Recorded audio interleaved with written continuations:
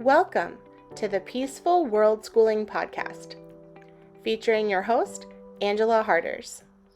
We are committed to cultivating a peaceful world beginning right in our own hearts and homes. Together, we believe that the world is our biggest and best classroom, and the people and places in it are our greatest teachers. So I invite you to join me on the adventure of a lifetime, beginning with a conversation that can change the world.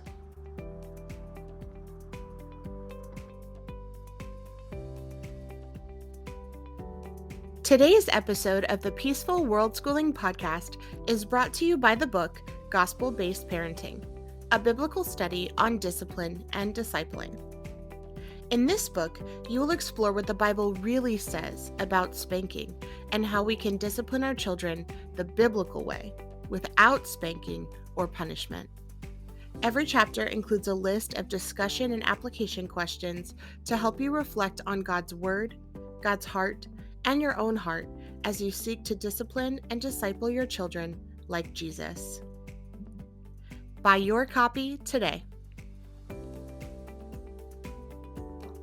Hello, and welcome to today's episode of the Peaceful World Schooling Podcast, where we are committed to cultivating a peaceful world beginning right in our own hearts and homes.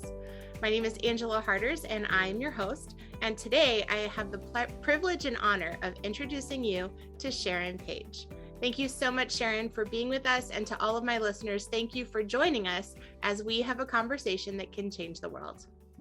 Thanks for having me, Angela. I appreciate that you asked me and invited me.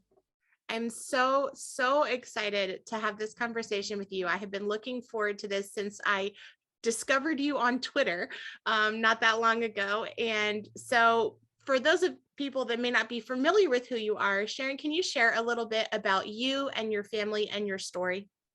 Sure, absolutely. Yes, I love that we connected on Twitter, and immediately after you reached out to me, I went, and I think I told you this, I looked up your podcast and listened to the very first introduction episode and just like thought, oh, we're so like-minded, and I could just, everything about your story kind of resonated with me, and kind of your journey to unschooling and where you are now. So so I live in Northern Illinois, and with my husband and my two children, Noelle, who is 15, and Calvin, who is 14. They are Irish twins, so they're like 2 days shy of a year apart, and it is like having twins. I'm sure you must have had your hands full when they were like toddlers. When they were little. It is. And so we do, everything together, the three of us, homeschool wise and everything, because they're so close in age. But that's awesome. Anyway, but I grew up in Chicagoland area, and so with my husband, and shortly after we started dating, we started going to church, and both gave our lives to Christ. And shortly thereafter, my husband felt a call to ministry. And so we went to Dallas area. He went to Fort Worth for seminary. And as soon as we finished, he felt a calling to not just pastoring, but church planting. Wow. And church planting in the Chicagoland area. So we moved back home by family, and began that process of training and getting ready to church plant. And that's what brought us to DeKalb, Illinois. And so our kids were little when we started planting our church. And so we've been here now 12, 13 years, I think. And so when my kids got to be of school age, we put them in the Lutheran Church preschool, and then just put them in the local elementary school. Mm-hmm. And things were going well.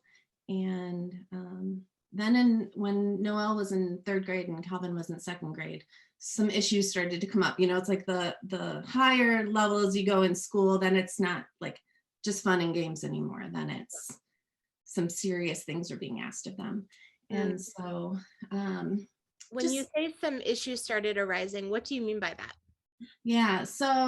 Um, so like I noticed that Calvin, when he would bring like homework home, especially in math, I noticed it was like he was way ahead from Mm. what he was being asked to do. And it just kind of became drudgery then for him. And so went to the school. This is part of our how we got to homeschooling story. This Yeah. was kind of like the kickoff for that. Okay. And uh, and so we talked to the teacher about it. We actually like set up a meeting with her, and she sat down with us, and we said, hey, it's just kind of weird. Like, this is really, he seems to be kind of way ahead of the game. And she she said, yeah, with the Common Core kind of taking place, that was kind of at the beginning where everything was being implemented here. Mm-hmm. She said everyone's kind of going back to like that lowest common denominator, right? This the Common Core standard kind of thing. Yeah. And she said, so yeah, it's going to feel like really too easy for him for a while. And I'm like, well, how long is this going to happen? And and she suggested, I don't know if it was her suggested, I don't remember. Anyway, so we went and had a meeting with the principal, and he goes, well, okay, let me look at his map scores. And so he went in his file and pulled out Calvin's map scores, and they show, it's like a line with like a square where everyone tests out like the average. Yeah. And Calvin was like way off the chart on the Oh, wow. advanced end, like Uh-huh. way off, just him. Mm-hmm. And he's like, wow, yeah, that is kind of surprising. And so we talked a little more about that. And he said, let me have him meet with the school psychologist, and maybe we can look at moving him up a grade. Hmm. And I thought, okay, because, I know what I asked. I said, well, do you have any like enrichment for him to do? Mm-hmm. Anything extra or higher level that he could be doing in class while everyone else is kind of doing the main stuff? And he goes, yeah, no, there's nothing till the kids get to junior high in the way of like enrichment. Yeah. Like, okay. And then I'm thinking, should I be doing stuff with him at home? And I thought, no, not after he did stuff at school all day. Why would I bring him home and make him do like more math stuff? It just seemed overkill. So anyway, so over the next 3 weeks, once a week, he would meet for 20 minutes with the school psychologist. Mm. And then she put together a report, gave it to the principal, and then the principal sat down with us. We didn't really even get to talk with her. And all he said was, no, he's fine where he's at. Like, he shouldn't move up. The school psychologist said he shouldn't move up. Huh. But over the period of these 3 weeks, we were thinking in our heads, like, all right, well, what if this happened? What if they decided to promote him a grade? How would that all play out? First of all, Noelle's in the grade up. Would he be in her class? And how would she might feel weird, or Yeah. and then some people were saying, well, as they get to the older grades, like then if he were to do any sports or anything, then his little body he would be on the younger end, right? Mm-hmm. So that might kind of mess up that. Hmm. So when they said, yeah, no, leave him where he's at, we're like, all right, fine, that's fine. And they said, but when we looked at him, like, he's really advanced in reading as well, like his language arts. Mm. So they put him in a special little group that would kind of meet for the higher level kind of reading kids. And I remember the first thing he brought home from that, and he goes, I'm supposed to read this and write a report. This is second grade. He's like, I don't even know what that, like, what is that? What am I supposed to do? Mm-hmm. He didn't know. He was too little. And I'm like, yeah, this doesn't seem right. Right either. So that was like one big thing. And then the other kind of big thing was, like, all this while, Noelle's doing great. She was happy. She was friends, doing, pretty average school-wise. Mm-hmm. So happy with the teachers and everything. And Calvin really, and I'm surprised I never did anything about it earlier, but like from the first day in preschool, he was bullied on the playground and in school. And I know that's a harsh word. So to varying degrees, but at that time he said that he would go to school every day and he would bring his lunch. I would make the lunch from home. And he said a lot of the buddies that he was hanging with would go through the school line, get their lunch, and then kind of throw it in the garbage, but they would go pilfer through his lunch bag and take the food that he had. So he got to the point, he said, I just sit there with my lunch bag on my lap and maybe pull out one cheese stick or something. Aww. And that was his lunch. And I'm like, oh my goodness, he's, probably that afternoon had to be rough with no food in your belly. Yeah. Trying to do stuff. And so there were a lot of, come to find out with the teacher that there were a lot of behavior issues in the class that she was dealing with. Not her fault, but she said, yeah, 70% of my time is taken up with dealing with stuff. She goes, so yeah, I take a bunch of worksheets and I give them to all the kids who are doing fine. And they sit and do the worksheets and I deal with whatever. She wasn't reading to the kids at all. Calvin said, no, she never reads to us. Wow. And then kind of toward the end of the year, one of his report cards, he had a 1, which I guess like on a scale 1, 2, 3, 4 kind of grades. He had a 1 in writing. And I, the first instinct was, as a parent, you're like, oh, he's not trying hard enough or whatever. But then putting all the pieces together, it was like, no, he's being asked to do all this busy work. He's a lefty already, and he's in 2nd grade. And he's asked to be doing all this busy work. And his little hand just, when it got time for writing, like a journal entry, his little hand just couldn't do it. And he said the teacher would just kind of stand over him and, come on, do it. And he would just shut down. Just at that point, he was just like shut down. So I had our district was already like rezoning their, what kids went to each, elementary school in the district. They were already rezoning, and there was a chance we were going to have to go to he would have to be, instead of walking to the local school, he would have to be bused across town to a different school. And that kind of got us thinking like, all right, well, what's plan B for us, maybe with all these issues going on, and then possibly going to a different school. And we thought, all right, well, should we go to the Christian school? Should we look at private school? And there was one nearby that a lot of our friends were sending their children to. And I looked up the price and I thought, oh, we should get like a pastor's discount. And they had one for tuition. But we were just like, oh my gosh, even with that, like it was just way too high to do that with 2 kids. And so we thought, okay, well, there's homeschooling. Yeah. Like I never had really thought about it before. I had all of those preconceived notions about it. I had all of those, like, I believed all the myths about it.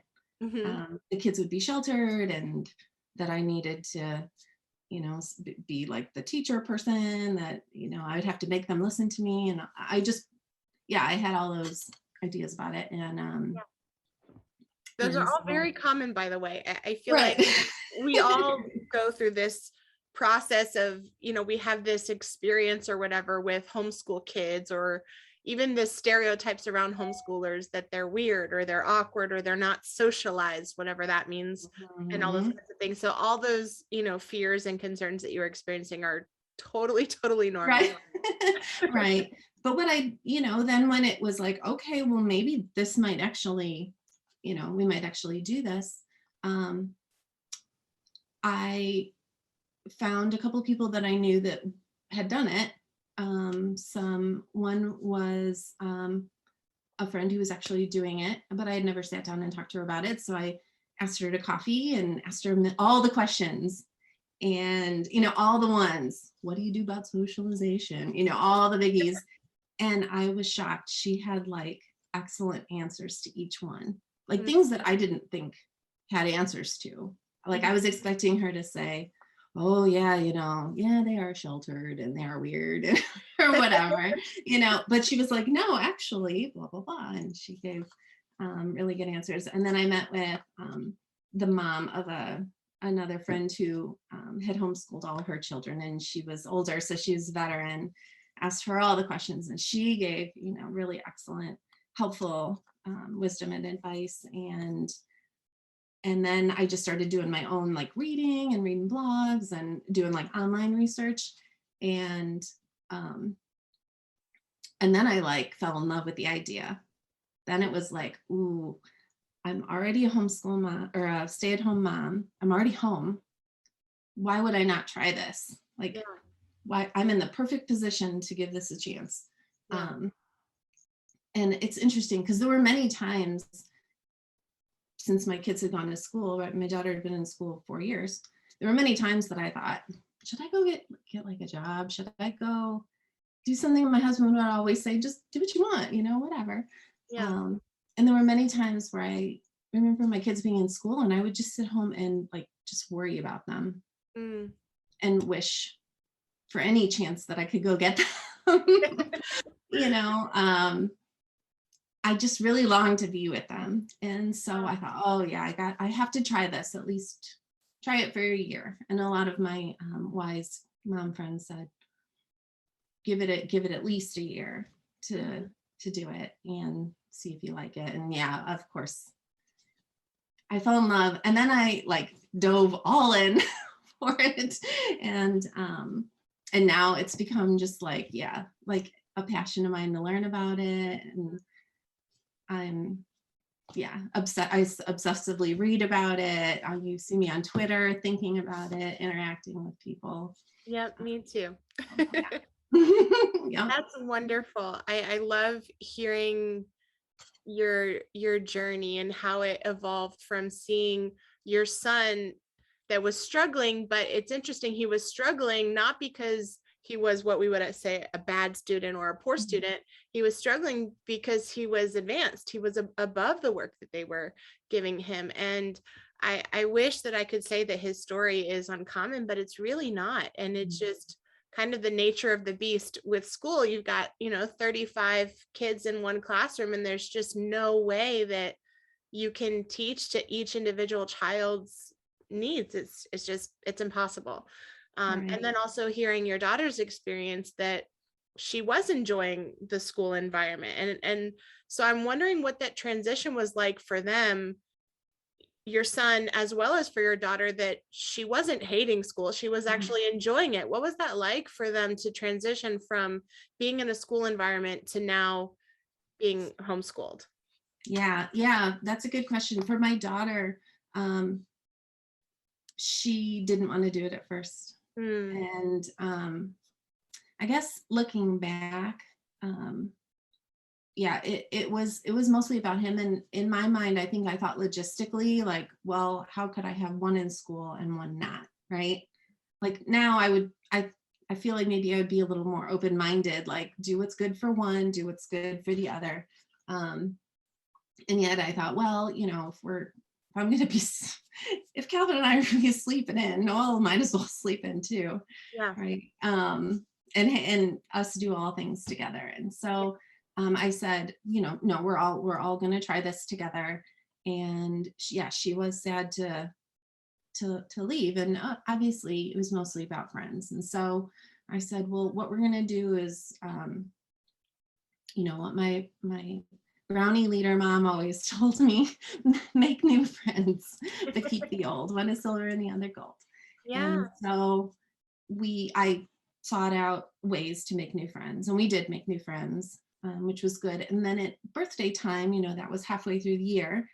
Their birthdays are in January, and we had the birthday party, and we invited some of the old school friends, and they came, and it was just enough for her to know, like, I'm not sacrificing friendships. That's something that's important to her. Yeah. And obviously, I think just as she's gotten older, she's 15 now, your friend circle gets smaller. Yeah. Think about it, as an adult, our friends, at least my friend circle, is pretty small. And so so I think we've been able to meet that need for her, and that's been really good. And she has settled into the lifestyle, the homeschool lifestyle. And I hope has seen a lot of the benefits, of time to pursue what she wants to do, Yeah. of, especially for Calvin, warm meals. You get to sit and enjoy them. Yeah. You get to finish everything. Not to you squeeze your lunch want. snacks anymore and eat one chip at a time. He can eat it. Yeah. Of getting enough rest, of Yeah. you can, going crazy one day and resting the next day, Hmm. um, and doing really fun things for a whole day with your friends, right? When we get And with together for a you. park day. Yeah. And she knows that, and I hope both my kids know that I'm willing to like drive them wherever. I'm willing to go to the places. I'm willing to do that for them. Because I know that, at least for, Noelle especially, that's important to her. Hmm. So, and my goodness, with social media or electronics and internet, my kids are constantly connected to their friends on their phone, on Discord. They have like this running message, little text message thread going. And so, Yeah. yeah. That's so true, that making that shift to homeschool doesn't mean that you have to give up the friends that you had in Mhm. school. And I love that phrase that you said. We're adding in new friends. We're making new friends and we're adding to the old, and we Mhm. can value both. Um, Right. we can value both equally. And it is true too that as they get older, their friendship circle will definitely get a lot smaller, and they'll be a little bit more picky, but also they'll have a lot more ownership over how they interact with their friends. My daughter is 8, and so she'll be 8 when this airs. She's 7 right now, but Okay. when this episode airs, she'll be 8, and she's still at the beginning of that, where she's wanting to make a whole lot of friends. But even in meeting a lot of friends, we go to parks and play dates, and we have like groups that we connect with on Facebook and co-ops and all different kinds of things that we participate in. But even in doing all of that, it's like she still only has a really small, group of friends that are super, super close, that, come over to the house and we go to their house and things like that. So it is definitely a myth, when they say that homeschoolers aren't socializing. And it always makes me laugh when people say that, because I'm like, I feel like we socialize now more than any family that I know of that has their children in school, because we do have all day that we can be with people. We have Right. all day that we can spend time investing in other people and investing in those friendships. And I love that you communicate to your children that you recognize that having those friendships and having those relationships is important for them, and that you're willing to drive them wherever they need to go, and you're willing to put in that effort to help them, invite the kids to the birthday party from school and Mhm. from homeschool, and you're willing to make that effort to make sure that you're honoring the friendships that they have. I think that's beautiful. Thank you. And I'm super curious to hear about how her journey has evolved over time. But before we jump into that, I Yeah. know that when you started homeschooling, you're unschoolers now, but you did not start out as unschoolers. Is that correct? Correct. Yeah. Okay, I would love to hear about how that journey evolved for you. How did you discover unschooling? How did you make that jump? Like, what happened? Went from homeschooling to unschooling. Yep. Yeah. Yeah. Obviously, when we first started, I thought of homeschooling as just a way to um, not replicate, but like replace that aspect, but do it at home. Mhm. So I did get kind of excited and did the whole, you can probably see behind me, like made the schoolroom and did all that. I'm like, I need desks, I need, things. I laugh about it now. We have this, we're unschoolers in this schoolish environment, but yeah, I did, went to the Illinois Christian Home Educators Conference. I was told by, one of the moms that I was kind of interviewing to do that. And so I went to that and saw the big vendor fair with all the curriculum places. And I walked around and bought things that I thought we needed. And so started out very schoolish, although I did hear about deschooling before we started. And for people that aren't and familiar, can you share a little bit about what deschooling is or what that yes, was like yes. for you? Yeah. So deschooling, what I thought it only was, and what I did when we first started was just when school started, like after summer break, and when we were like, okay, the kids are going back to school now, then you start and you have this period of time where you don't do anything yet. You don't start anything like structured. And you let your kids get used to the idea of not going back to school. Like, see, everyone else is going. Look, there goes the bus. There goes the kids walking to school. We're here. We're in our PJs and we got our, bowl of cereal and whatever. Yeah. And you allow your kids to just like decompress. And that's mainly obviously for people that are pulling their children out of school. Mm-hmm. And so that's what we did because they were there for a few years. And it's just a period of time. We did it for 2 weeks. I don't know where I got that number that we needed to do that before we were then like, okay, now we're going to do our thing, right? And then you do that. However, now after many years of seeing this, I see that deschooling is really mainly for the parents, whoever's doing schooling. And that level is, especially like me, I went to public school all my life, my years. And so everything that I think about when it comes to education is informed by the way that things were done for me at school, the way school does things. And so we tend to like tie schooling with education. Mm-hmm. And so deschooling is kind of the process of taking those two apart. And that's a really powerful distinction, like making a distinction between schooling and education, because I think a lot of people, we kind of conflate those two, that we think that going to a good school means that you're getting a good education. What is the difference for you between schooling and education? Right. The way that like image in my head of disentangling the two, I got that from Carrie McDonald in her book. I think it's Unschooled, it's called. I'll look that up at the end. But yeah, it's like thinking, what you do is you kind of like, in your mind, question the way that the school does education, and asking why. So why at a desk, say, why seated at a desk? And then you say, well, why not just move our bodies if we need to and think at the same time? Or why only between 8 and 3 p.m. every day? But my kids, why not let my kid do things in the evening when their brains are a little more awake?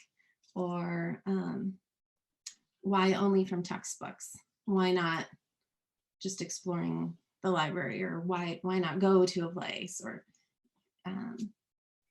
so thinking about schoolish things and kind of like then shedding those layers and thinking, how does natural learning actually happen? Can it be, maybe it's different. Every child is different. The way school does things is everybody does the same thing at the same age, the same level. Well, I know from Calvin, he was way at a different level, so why not let him do one thing and Noel do another? And so anyway, so the work of deschooling for the homeschool parent is actually an ongoing thing, right? Because there's always, at least for me, I know things always start to come up, especially each year as my kids get older and older. I start to have fears and doubts, and like any normal person, anyone who's willing to admit it. And you think of these school things, and especially I've noticed myself, a lot of like milestone things, right? Things that I did in school. Well, you know, well, I went to prom. What about my kids? Yeah. Should they be going to prom? Is that something that's needed? And then you think, well, do they want to do that? Is there a way that we can do something similar? You know, or whatever. You know, boy, I was on honor roll. Should I be worried about that they don't have, you know, something like that? And so, yeah, so when those thoughts come up or whatever, you need a little more deschooling, a little more like question. You just get curious about, why do I think that way? Why do I think that's important? And then speak truth to that of like, do my kids even want to, you know, XYZ, whatever it is. Yeah. Is that good for them? Is that important?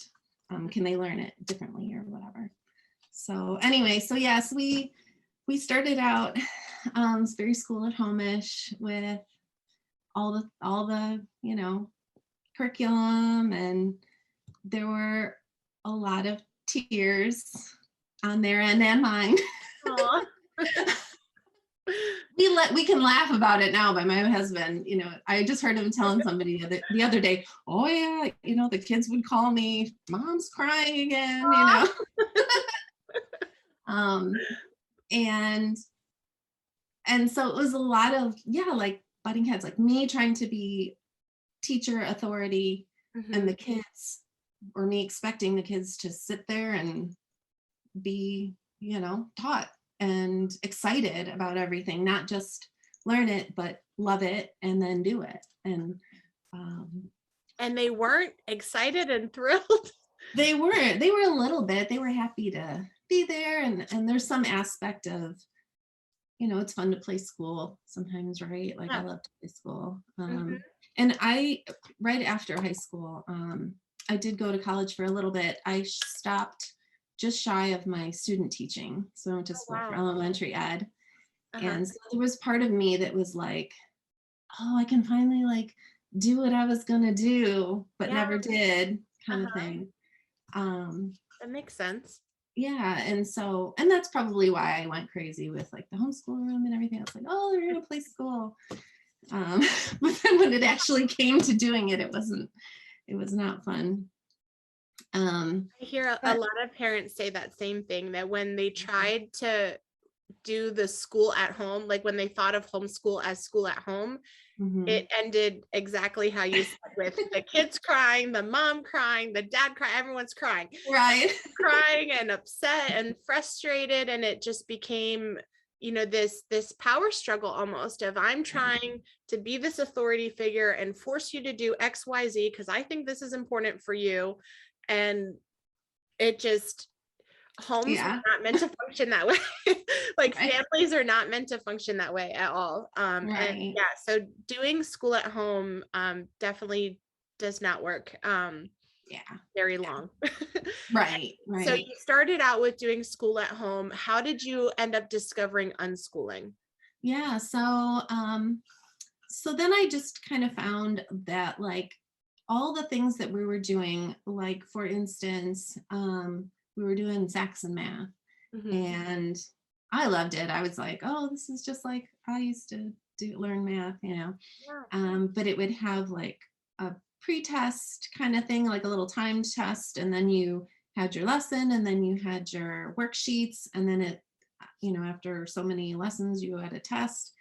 And by the time we would get to the test, I would think, well, I already know what they know. Like, why am I giving them this test and making them do this thing? And it just seemed, and then I noticed that was happening with a lot of things, where it was like they're doing this work, and yet I just sat talking to them about this stuff. I already know where they're at, what they, you know, I don't know. I just felt like it became so cumbersome and overkill. It felt to me. And I started to really and then you know how you buy curriculum, and then you put it on you don't use it, and then you put it on the shelf, and then you belly ache every time you walk by, and you're like, oh my God, we've spent how many hundreds of dollars on this? He's gonna kill me if I ask, can I go buy some more? I didn't buy a different kind, you know. that I know we're not going to like or use either. So, so I knew, yeah, I just knew it was just too much. It was just too much. And we were having fun with a lot of the other things that we were doing. I found at the YMCA a homeschool PE class, and we found that that first year that we started homeschooling, signed the kids up, made friends, and then when summer rolled around, they said, "Oh, by the way, we meet all summer too, our little friend group, and every week we pick a day of the week, and we decided Thursday." And every week we text each other, and we either go to like a museum or meet at a park or meet at someone's house. And we were with that friend group for a while. But anyway, one of the ladies in the friend group, the other moms actually told me this. They're like, "Oh, so-and-so, she unschools." And I was like, "Really? What is unschooling?" And she said, well, she doesn't use any curriculum. The kids just do what they want, basically. And I was like, what? It was very like, oh, that doesn't sound good. And even they were a little like, yeah, it's it's cuckoo crazy. And so I tucked it, filed that away. And the whole next year was going by, and I was feeling big time all those feelings of like, this is too much, this is overkill. And something made me go online, and I think I went to YouTube. It was the first thing I did. And I typed in unschooling to see if there were any videos. And a video came up of like a video of a podcast like we're doing. And it was Anarchast. So an anarchy podcast. Yeah. And it was Jeff Berwick, the host, and David Rodriguez was the guest. I love him. Yeah. And they were talking about unschooling, and the way they explained it, and just the idea of like having like freedom, obviously, and that whole aspect of it. Yeah. And I was just like, yeah, this sounds right to me. This just sounds really kind of what I was looking for. And so I did that, and then I did some other like online digging, and then I just fell down the rabbit hole. Totally fell down it. I have a blog, and so I just kind of use it just to like get my thoughts out, on paper. And so I started blogging about it and just kind of thinking through. I like to go back and read those sometimes and just laugh at the transition. I was like very scared. I was like, I don't know, I'm really fascinated, but I'm kind of afraid. Yeah. And that's a great way to put it. I'm fascinated, but afraid. Yeah. I think that's how I felt too when I first started learning about unschooling. I was totally fascinated, like, this sounds amazing, and it sounds too good to be true, and it sounds super cool, but it also sounds absolutely terrifying. Yeah. And then when I started talking to my husband about it, he of course then thought it was hippie, like a hippie thing. And he's like, well, he goes, let me ask you this, are you going to start growing out your underarm hair? Is that what you're going to do? Is that what this unschooling is? And I did title one of my blog articles, "Growing Out My Underarm Hair." But I realized it's, there's a lot of philosophy, yes, but the idea of freedom, the idea of children directing their own education, the idea of even just having what you do be based on what the kids are already interested in, like that just makes perfect sense. Like, unless you're interested in something, you're not going to want to learn about it. And even more so than that, not just, oh, let me see what my kids are interested in and then craft something for them. It's letting the interest guide them and what they want to do and how they want to learn about that specific thing, and go as far as they want to go, or dabble for a day and then go to something else, or whatever. And I love that whole idea. And from there, then I realized the whole peaceful parenting aspect of like, you Interesting. can't, yeah, like you can't, I kind of came to the realization of you can't unschool unless you have a certain idea about your children and parenting and the way you relate to them. Like one's not going to work, at least in my mind. That's the way that I kind of saw it. I totally, Like, I totally agree. So you actually started with unschooling and that led to yeah, you becoming a peaceful parent? yeah, That is yeah. fascinating. For me, it was actually the opposite. I started out with this premise of gentle parenting or peaceful parenting. And then when my daughter got to school age, I really started thinking, how can I apply the principles of being a gentle, peaceful parent when it comes to her education? And for me, there is no other way to do that outside of unschooling. Like unschooling is the natural flow Mhm. of treating someone with respect, with kindness, with love, with grace, with freedom, with self-control, like that they're having their own Yeah, self-control. I'm having my own self-control, like all the aspects of the gospel, I felt like just point their way to gentle parenting and unschooling perfectly. yeah, yeah. I really, looking back, I wish that I knew a lot of those principles when my kids were first born, Mm, because I look back and I go, oh, wow, I didn't realize like a lot of the attachment parenting things. mm-hmm. Oh, wow, how different and how much, I don't know, easier and better things would have been if someone would have just told me, no, it's okay to hold, to keep your baby with you all Yeah, the time, and just those things. yeah, So I kind of have a little bit of that, but yeah, I did go about it differently, right? So when I first started school at home type homeschool, it was authoritarian. It was, mm-hmm. I'm the mom and you're going to listen to me and this is what we're going to do, and just, force them, force, and punishments and rewards, even all those things, right? Tied into like the school day, and then even more so. And when I got into unschooling, I'm like, oh, and peaceful parenting, I can drop a lot of those things Yeah, and actually connect with my kids. Because really, like, how are you going to know, um, and be part of like what they're doing and their education if you don't have a really good relationship with them and you're yeah, not connected to them? And true. that's the benefit of a lot of peaceful parenting. But even when I started learning about peaceful parenting stuff, it was from a lot of secular resources and stuff. Mm-hmm. And so the first thing I thought of was, anything that I've knew and been exposed to within like church circles, um, was it just like any other mainstream parenting stuff, right? Mm-hmm. Punishments and rewards and authoritarian stuff and Yeah, just all the things. Yeah. And so I thought, oh, is there any like are any Christians doing peaceful parenting? I wasn't sure. Um, and and there's still not a lot. yeah, It still is pretty rare, although I have to say at our church, a lot of the families that I know, who do homeschool, not everyone does, but a few that do, I would consider them peaceful parents. So that, to me, that's encouraging. And not because of anything I said, just that's who they are.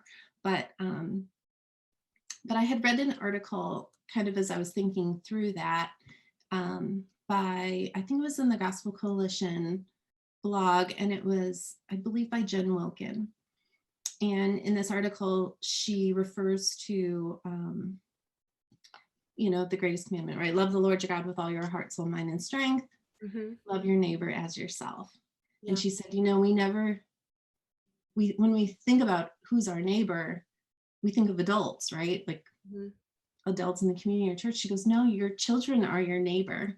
Yeah, Children are our neighbor. And so all the things, all the unto others, right, apply to children. And yeah, that really struck me and resonated with me. And I thought, oh yeah, um,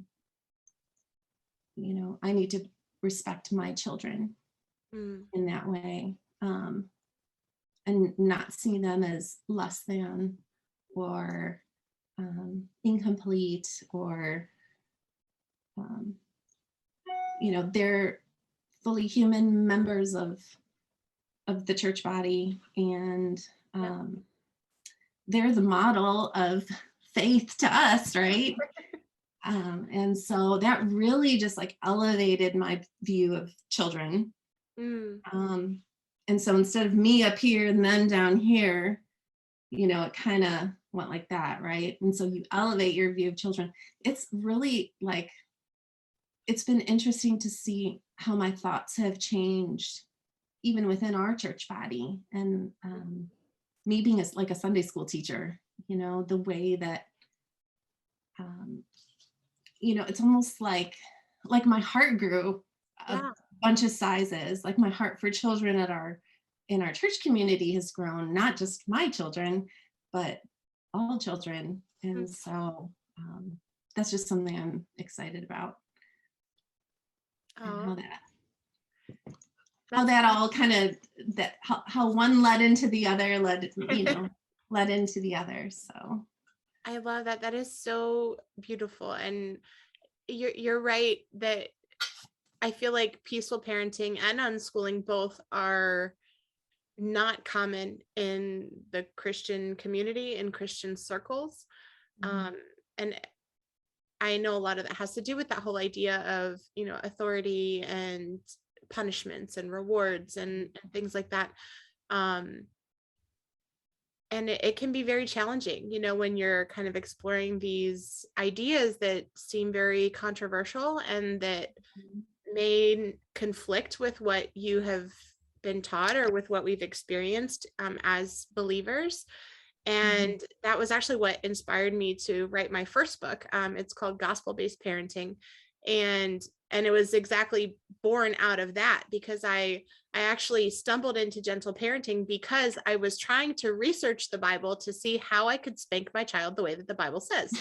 And little did I know the Bible doesn't. And it was mind-blowing for me when I really started diving deep into what scripture said and what scripture teaches about this.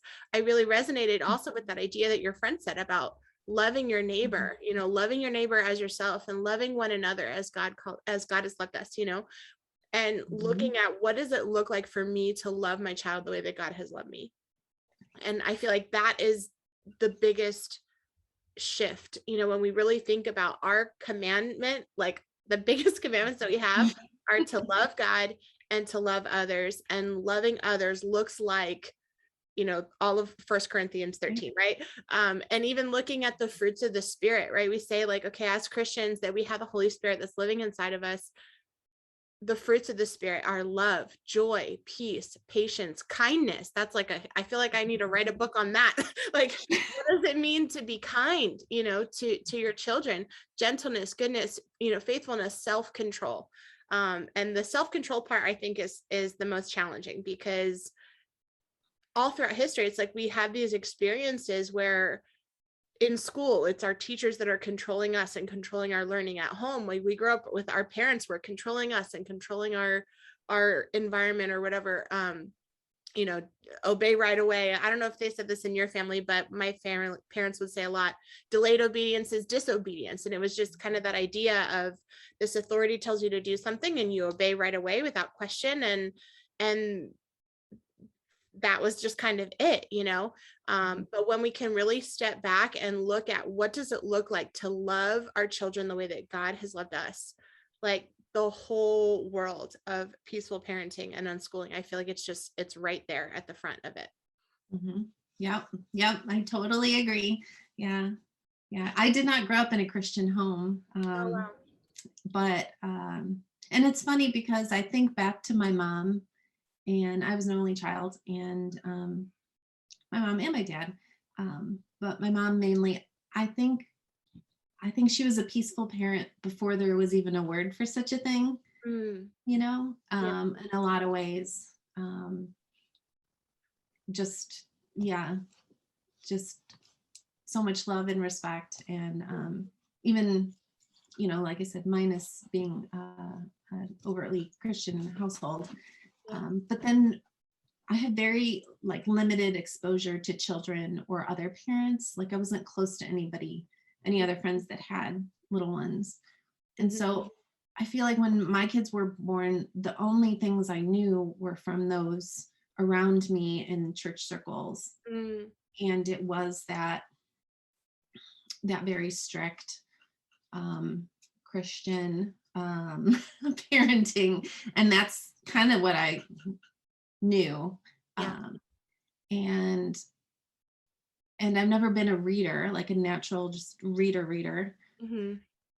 So I didn't really read any parenting books or anything. I just kind of looked at what was around me and what I was told. And a lot of it was um, like when my daughter first went into, a big girl bed, and, they get up during the middle of the night like 10 million times, right? Yeah. And I had asked a friend, how do you get your child to stay in bed once you put them down? And they're like, well, I tell them if they get up, I'm going to spank them. Oh. And I thought, oh, okay, well, I guess that's what I'll do then. I'll Mm. give this threat of punishment. Yeah. And yeah, and so, yeah, that's what I knew to do. Mm. And then come to find out, like you're saying, years later, that that's not I would say that's not Christian parenting. Yeah. Right? That's just authoritarian parenting. And so what Mm. I've come to realize now is if you're going to talk about what makes our parenting quote unquote Christian, Mm. it's the gospel, right? Yeah. And so, I mean, the gospel message is that Christ took our punishment on himself, right? He paid um, that wage of sin, which is death. Yeah. He paid for that and rose again, was buried, rose again to prove that the payment was sufficient. And there's no longer any debt that we owe. There's no longer any liability on us, right? Yeah. And so for us then to turn to our children and say, well, you sinned and therefore need punishment. It's like Christ already took all that punishment. Mm-hmm. And so to me, we're discrediting the gospel when we treat our children that way, when we punish our children. That's what I think. That's so true. I totally agree. I wrote an entire chapter in my book about that very idea of the gospel, and the heart of the gospel is that Jesus atoned for all of our sins, that he paid the price, that he took all of our punishment on the cross. And I had that exact same thought that you had. How can I punish my child for sins that Jesus has already paid for? I can't. Right. Either I believe the gospel or I don't. And if the gospel is true, and I say that I believe the gospel, that Jesus has paid for everything, there's nothing left for my child to have to pay, and the only thing that there is for her is the only thing that is left for me, which is God's grace. And, right. and there's no other way to show the gospel to our children than by giving them the same grace that God has given to us. Yeah. That's beautiful. I love seeing how like two people in totally different parts of the world on two totally separate journeys. And it's like, God can show us both these same deeply profound ideas. And I truly believe that God is just starting to like awaken this in the church, this idea of what it looks like to love one another the way that God has loved us, and to forgive and to extend grace, and what it really looks like to live the gospel with our children, with ourselves, with our families, and it's going to change the world. But it takes people like you and me and other people that have shared with you, that are willing to have these conversations and share these ideas with other people and let them know, just like as you were listening to David Rodriguez, you're like, oh, I'm hearing him talk, and it's like, gosh, yeah, this resonates with me, and as we share and more people have an opportunity to hear, it's like, I feel like this is what's going to start that parenting revolution, like this life learning revolution, this gospel-based revolution of grace, and freedom, and being able to walk in the freedom that Jesus died for. Right. Yeah, I love that. I love, our church is gospel centered. I love that. We just, talk about wanting to be gospel experts, and I feel like once you not once you arrive at knowledge, obviously none of us arrive, right? But once you start to really dig in and have a really good gospel knowledge and know in your heart, it's like these things, you can kind of use that as like to filtering other things through it, right? And so you can think about parenting and filter it through that lens of the gospel, and you have to, I think you have to arrive at these principles that we talk about. Yeah. What would you say are like the core principles that kind of form that foundation for both gentle parenting and unschooling? Yeah. I mean, obviously something I've been thinking of recently, unschooling wise, and just homeschooling wise, because there are, it's hard to say, well, the Bible says we should homeschool, right? But it doesn't. Yeah. Right? The Bible says we have to let conscience be our guide, and all, things, we keep the, our faith and the gospel preeminent, but I would believe that would be like a secondary thing, right? It's not salvific. It's not like, oh, you're not a good Christian if you don't homeschool, right? We never want to say that, because that becomes legalism and stuff. But I think it's okay to talk about principles of, like in peaceful parenting, of the idea of respecting children, right? Respecting them as gifts from God, and I mean, really, like, my kids are my children, but they're also brothers and sisters in Christ. They have their own faith that they have, and so relating to them that way, they have, as believers, they have the Holy Spirit in them, and so they can understand things on their own. They're not empty vessels, right? And that kind of relates to our thoughts on unschooling too, right? The idea that children come into the world with their own interests and curiosities, and they can, learn by themselves. They don't need to be taught or like poured knowledge into their head, right? So same kind of thing. They have the Holy Spirit, and they can understand, and they can minister to me as well, right? As they do other members of the body of Christ. They have spiritual gifts and that they can use. Another thing, like along those lines of their faith, right? You can't force anybody. We can't force our kids to believe, right? Right. And I mean, we can drive them to church, right? But I think that our role is more like modeling faith, right? Yeah. And we do that in unschooling, and when it comes to matters of faith, where you model for your children what, I go to church, I pray, I seek wisdom from the Bible, in learning, I read, I learn things that I'm interested in. Yeah. You can do that too, right? Modeling. And even that distinction between knowing facts versus knowing the person, like knowing facts about God versus knowing God and having a relationship with God. I feel like that has parallels as well when it comes to education and learning. And, in school, they can learn a whole bunch of facts, but if those facts don't have relevance for them and they don't have like a relationship with those facts in real life, facts by themselves are meaningless. I mean, it doesn't matter. You memorize all the facts in the world, but if those facts don't have value in transforming your life, and you're not using them in your life, what's the point, And very similar with our Christian faith, like, yes, we can absolutely share with our children and about scripture, about the Bible, about God, but until they have their own like relationship with God, and their relationship is going to be completely unique to them.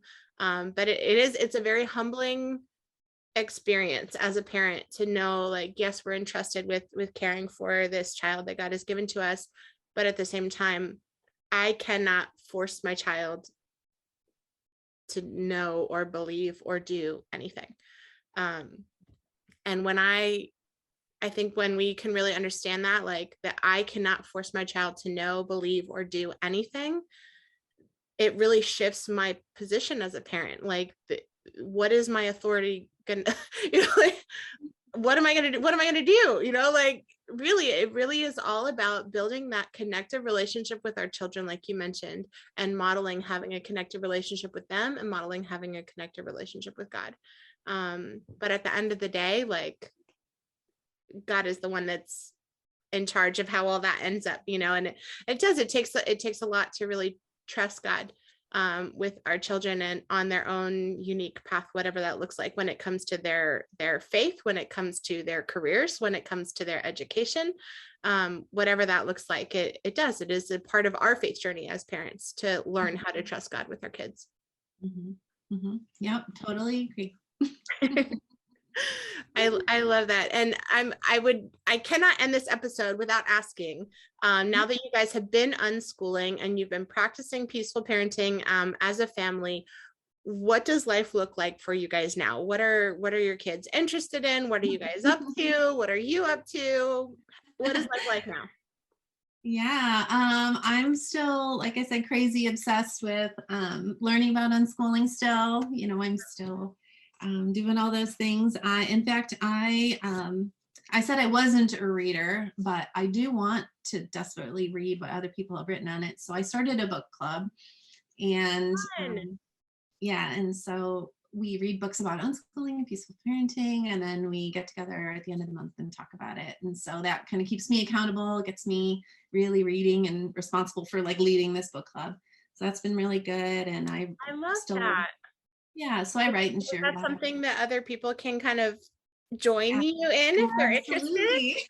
Okay. Well, you'll have to share. How can we join your book club? I've thought about starting one myself, because I'm like, I wanted to start a book club also about, gentle parenting or unschooling, even like going through my own book, with like a group of moms or something. But I would love to hear about how we can join you in your book club. Yes. I can share the link to our Discord server, and that's where we do everything. So Awesome. so we got that. And then and I still like to write and stuff like that. And what else do I do? And so my kids, we kind of we kind of have, I don't know, we don't have a schedule. Obviously we're unschoolers. So it's just kind of a day at a time, what we're excited about. And then we kind of have general things we're learning about. And my kids know, obviously, you take a more of a role of, you're not teacher, but you're like mentor, right? And you're kind of guide and encourager and co-learner and that kind of thing. So, obviously we talk about, well, you're getting into high school age now, if you were in school, and, start thinking about who you are and what you like and what you don't like, and what you want to do. And, will college be in your future? What are you going to need? And so help with things like that. And then allowing, just obviously for whatever they're excited about, allowing plenty of time and thinking of fun things to do and ways to learn things. So right now, my daughter is like huge into genealogy. She got her DNA done, and just loves filling out the family tree and just doing all this research. And that's kind of led to, where your ancestors from, and then learning about all that culture and the country, and some of, learning some of the languages of those places. And so that's been really cool. And she loves local history. And so she's been digging in to local history stuff and loves old maps, and which is really cool. And I dig all that stuff too. So we were at the library the other day digging into like their local history reference section. It was super neat. How And cool. yeah, she likes that, and she's artsy and she sings, and then my son Calvin is like well, both my kids are gamers, but my son Calvin is a huge gamer, and he's really into collecting and learning about vintage games and stuff. So he just absorbs anything he can with that, and so lots of trips to the used game store and informative stuff. So anyway, yeah. I would like to ask you about that too, because that's been something that I personally was really like concerned about, the whole idea of gaming, because I know that a lot of unschoolers kind of don't really set limits when it comes to screens or playing video games. And I'm wondering what that has been like for you, or how do you handle screens or game time and things like that with your kids? Yeah, my kids will, like game and screen from sun up to sundown. If they want to. It does reach a point where they will get bored of it, actually, and are into other things. My son is into playing guitar too, but even that has turned into like, he's hooked it up to the computer, and then, he'll look up stuff online. And so there's always that, screen time. So, but I think that when we use that term, we don't distinguish, right? We just think screen, but really there's multiple. It's not like he's, scrolling mindlessly or something. A lot of it is learning, right? Yeah. Well, it's all learning, but right. Technically, yes. I would agree with that. But yeah, in my early research of like peaceful parenting and like that radical unschooling, which is kind of two together, right? And a lot of parents were saying we don't have limits on screens. And so I decided that that's, I liked that idea. My family's huge into technology. Me, actually, not so much, but my husband is, and my kids are. And so we haven't set limits at all.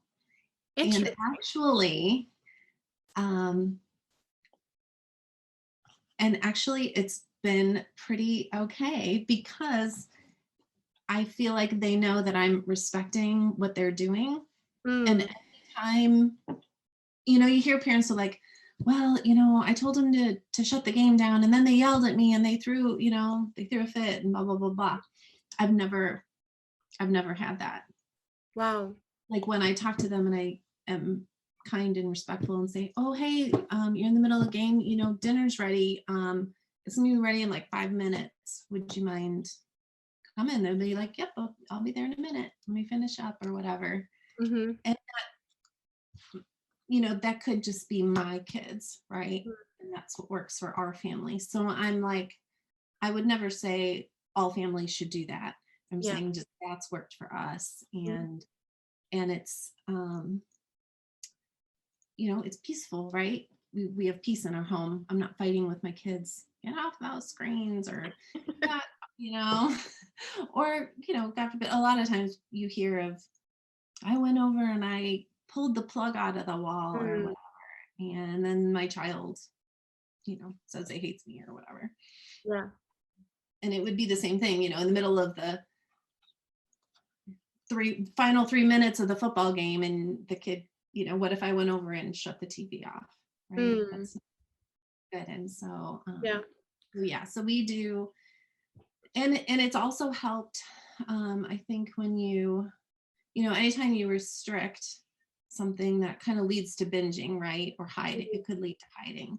Yeah. And so the fact that I've not put limits on their screens, and then have kind of followed that up with, hey, let's make sure we're using good internet safety, and please tell me if you ever see something, or hey, I know that there's things out there that are bad, what's to leave if should be, or Mm-hmm. and we've had really good open communication about all of that. Yeah. They know they don't need to hide things or sneak things from me. Mm. They can ask me about things like, hey, is it okay if I install this app or whatever? Yeah. And like I said, so far so good, and that's just what works for us. So, yeah. That's awesome. I've heard a lot of unschoolers talk about that, and it's been very interesting. Like, I try not to set limits with my daughter. As I mentioned, she's 7 now, she'll be 8 soon. We talked about kind of like, I guess, like circumstances more so than like setting an arbitrary limit, like rather than being like, okay, you get 1 hour a day and that's it. Like we talk more about like circumstances and noticing behavior and things like that. And so I actually have her kind of be a part of coming up with some guidelines, I would say, more so than rules. So like one of the things that we talk about is like when we have friends over, like we want to be present with our friends and not just, be behind a screen. And we talk about, how would you feel if you went to your friend's house and they were on their iPad the whole time? And she'd be like, oh, that wouldn't feel good. I would feel lonely, or I would feel like my friend didn't care. And I was like, yeah, so your friends might feel that way too. So what do you think we could do? And just kind of talking through it with her and problem solving, rather than me setting this like arbitrary rule of her, like, oh, you can't be on your screen when your friends are here. But it's like having her a part of that discussion about when do we want to use screens? Why do we want to use screens? How are we using screens? And, like you mentioned too, talking with them about safety and all those other issues. But yeah, so she has a lot more freedom when it comes to screens, but I can definitely, I get nervous. Like I get a little bit nervous sometimes because sometimes she'll want to like stay up late. But then, I mean, the other day she got the Nintendo Switch for Christmas, and so she got this game, and the other day we were like playing Nintendo Switch together until like 1 o'clock in the morning.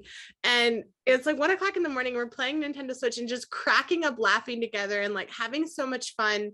And the other day she was telling me how like that was one of her favorite memories with me, was like staying up late playing Nintendo Switch. And I'm like, I could have been like, okay, it's 8 o'clock, time to go to bed, and like turn off your device, let's go. But instead we just kind of went with it, and it ended up being like I think it's one of my favorite memories with her, just kind of like bonding over this video game and playing together and laughing. And but it really can be challenging, like that deschooling process with school. I feel like we have to kind of deschool a lot of other areas of life as well, and unlearn a lot of the stuff that we've believed about school, about learning, about education, about parenting, about screens and control and authority and all these other things that are kind of, I feel like they're all wrapped up in that same idea. But yeah, it can be hard. And one mom actually said something that really stuck out to me. She was like, would you be as worried if it was a book? Like, would you be as afraid if it was a book? And I was like, no, I wouldn't. Like, I wouldn't be worried if she was spending 5 hours reading a book. And she was like, okay, so again, unpack that idea of like my judgment of how she's spending her time, or my judgment of what she's enjoying.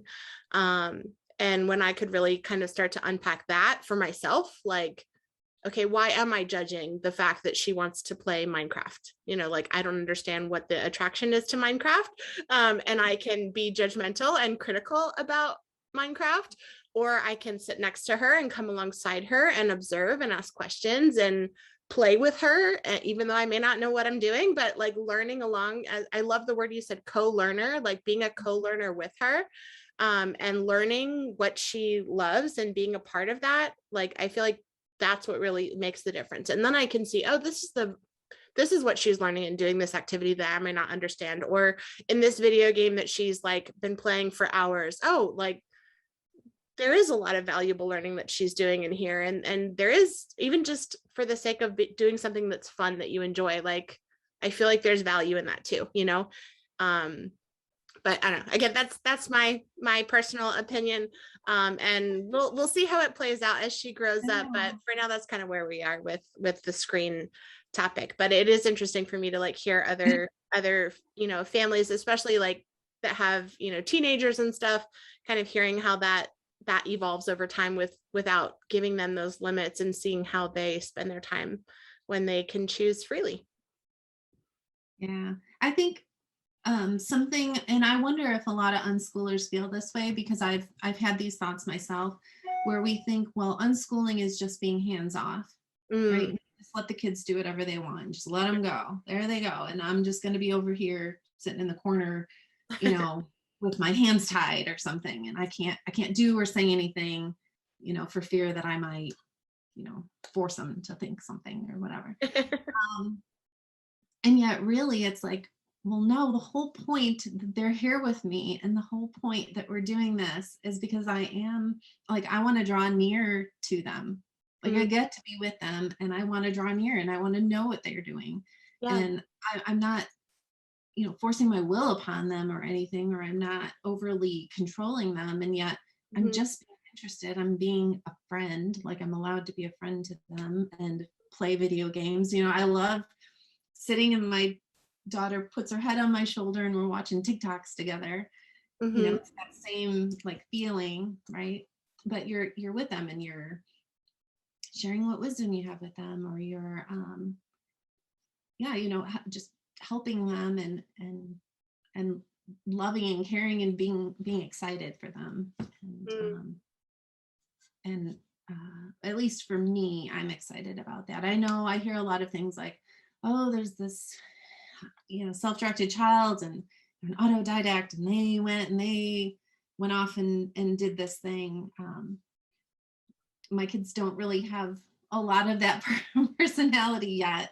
Not that they won't and they can't, but we enjoy being together. And I'm still clinging on to these last few short years, that I have with them, and they let me be such a big part of their lives. And to me, that's what I love about this and about the life that we have right now. Yeah. Sharing their lives.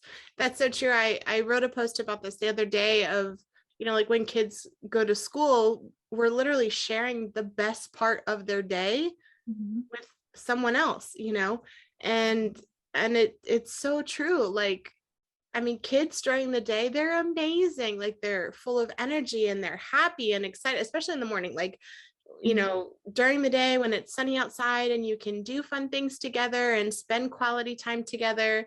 And I can't even imagine like having my child be gone at school all day and then having to come home. And then, all right, now I have to force you to do homework and do more work, and then dinner and the dishes in bed. I mean, that's basically it. Like dinner, dishes in bed. And that's the extent of the relationship that I would get to have with her if she was in a school setting. And I'm so thankful that even as a single mom, like that I'm able to share the best part of her day and the best part of her life with her. And I'm so grateful that you have also been able to have that experience with your children too, and sharing the best part of them and being able to share the best part of you with them, because I know that that's time and memories and moments that they never would have had if they had been in a different environment. So thank you for doing that for them. Thank you. And before we go today, I feel like there's a million things I could continue talking with you about. So we'll probably have to have you back on as a guest in the future, if you'd be up for it. But in the meantime, if someone would like to get connected with you, how can they get connected with you, Cherron? Yeah, I'm on Facebook, Cherron Page. So that's my nickname if you ever want to call me Cher. And on Instagram, Sharon Sue. And I also have a Peaceful and Free Instagram. And on Facebook, there's a page called Peaceful and Free. And that's where I just share resources and I write little things and I make silly memes sometimes. I just express my, thoughts and try to process things, through all different creative means. Yeah. I love that. And on Twitter, you're also on Twitter. Which And is I how am on found you. Twitter. I've only been on Twitter like this past year, and I have just connected with so many cool people. It's just been Me awesome. too. I think I joined Twitter in like 2014 or something like that and never did anything with it. And Same then here. within like the last few months, like I've started, connecting with other people on there, and there's like this whole world of like unschoolers that are active on Twitter. And I've been connecting also with people that are into like NFTs and all these other kinds of things on Twitter. But yeah, Twitter's a great space as well to get connected with you. And I'll make sure that I include all of Cherron's links in the description of this video, or if you're listening to the podcast, in the description of the podcast, so that you can get connected with her. And who knows, maybe I'll see you in her book club. That would be cool. And I want to thank you so very much, Cherron. Oh, and I have one question that I always ask my guests at the very end. If you could give one piece of advice to a family that is thinking about unschooling or peaceful parenting or all of it, what would that one piece of advice be? I would say that deschooling is something that I think is crucial. And I would definitely look into that and really spend some devoted time deschooling yourself before doing anything else. I love that. Yes, deschooling is so important. Do you have any particular resources that you found helpful that you think would be good for people to explore while they're in that deschooling process? I know it's not like a one-time thing. I feel like you said, deschooling is something that we do forever. I feel like it's like it is, yeah, but life. Some that I particularly like are Dumbing Us Down, John Taylor Gatto. Love him. Or anything by him. He will really like break your love affair with school. If you have any, like if you went to school and you're like, oh, it was pretty good. So read some John Taylor Gatto, and then John Holt. I would read Teach Your Own. I think it was that one that dealt with a lot of like objections to homeschooling, and he kind of dealt with that. I thought that was really good. Mm-hmm. And was it How Children Learn? Mm-hmm. How Children Fail, How Children Learn. Those were really helpful to me. Mm-hmm. In deschooling, and yeah, there's a lot of new good ones out there, but I'll just leave it at those two for now. Those are a really great start. Both John Taylor Gatto and John Holt were both really instrumental in my journey as well, and my process of deschooling. Actually, John Taylor Gatto is my inspiration for writing my book, Tales of a Toxic Teacher. I don't know if you've had a chance to read that one yet, but if that is on my suggested in my book club. Oh, fun! So yeah. Okay, great. Well, I'm excited to hear your thoughts about that one after you read it. But yeah, so if you like John Taylor Gatto and you like his style and you're looking for a fresh look at the school system, which ironically looks just about the same as when he wrote his book in the 1980s, you can take a look at my book, Tales of a Toxic Teacher, which is available on Amazon. It's also available on my website, www.peacefulworldschoolers.com. All right. Thank you so very much, Cherron, for being an incredible guest. I have had so much fun talking with you and learning more about you and your family and your journey into unschooling and peaceful parenting. It has been such a pleasure and an honor to have you on today. Thank you for having me. And to all of my listeners, I want to thank you so very much for joining us as we had this conversation together today. I deeply appreciate all of my listeners, and thank you so much for all of the support that you guys have been providing for me over the last year that we've been doing this podcast. So thank you so very much. And you can continue to support me by sharing this podcast with your friends. Please like and share it.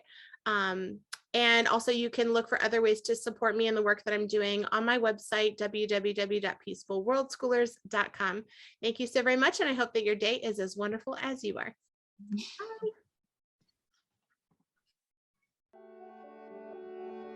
Join us next Tuesday on the Peaceful World Schooling podcast. I'm your host, Angela Harders. And if you enjoyed today's episode, click subscribe and be sure to hit the bell so you will not miss out on a single episode.